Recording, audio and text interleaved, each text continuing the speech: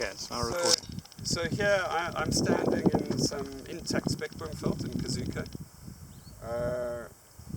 We're on a northern slope here. Where's north?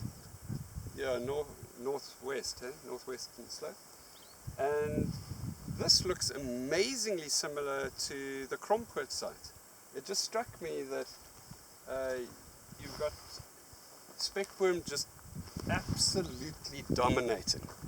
It's just taken over the site. There are not many other plants that you can see in amongst them, certainly not a dominant species.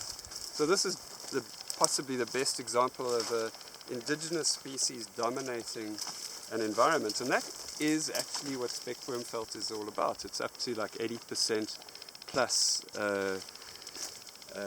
canopy cover, and yeah, there are other species that are in there, and there is some diversity, but this is what Krompoort looks like, and it's not a bad thing. This is the natural state of spec worm felt. So the argument that one's planting a spec worm monoculture doesn't actually hold up at all, because you're just returning the system to its natural state. You're taking it from this degraded environment, bare soil, low diversity, into a spec worm dominated system, and yes, it's not a particularly high diversity system, but you know, that's what nature's provided on this particular site, and there's no need to aim for super high diversity. What you need to aim for is returning the system back to its original state, which is a system dominated by this plant. And all the, yes, maybe your diversity of other plants is not being hugely amplified, but that's missing the point, that there are countless other wonderful benefits of turning the system from this degraded state into a spec worm dominated state. I mean, from insects, this is habitat you've created, so they're insects, they're birds, chameleons that we saw that are going to live in here, so it's biodiversity increases for sure. And interestingly enough, the plant diversity is also comparable at Krompoort. It looks like exactly like this, dominated by spec worm. The diversity at Krompoort is the same as the intact thicket plant diversity. And so, yes, it's, the degraded state is low plant diversity, the spec worm dominated state is relatively low plant diversity. That's missing the point.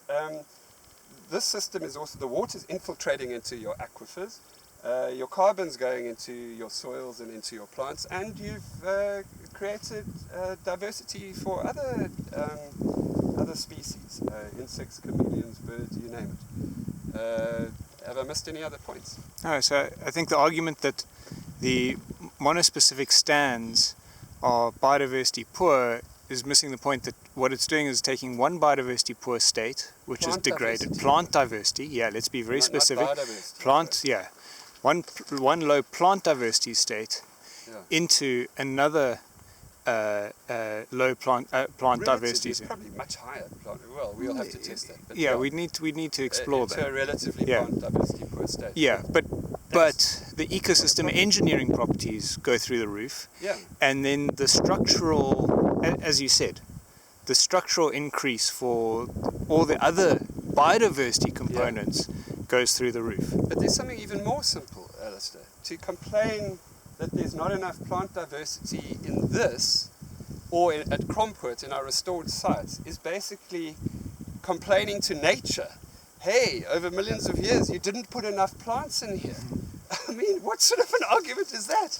It's ridiculous. But I would argue that this is one of the spectrum states. Okay. I think it occurs in many different configurations. Sure. This is one of them. Yeah. Okay, but I think in terms of all the alternatives, the alternative states of degradation, this is still preferable. By orders of magnitude. So, we need to express this argument in a paper. Or in a blog. Yeah. You've just been YouTubed. You're under 5 minutes. So that should be long enough.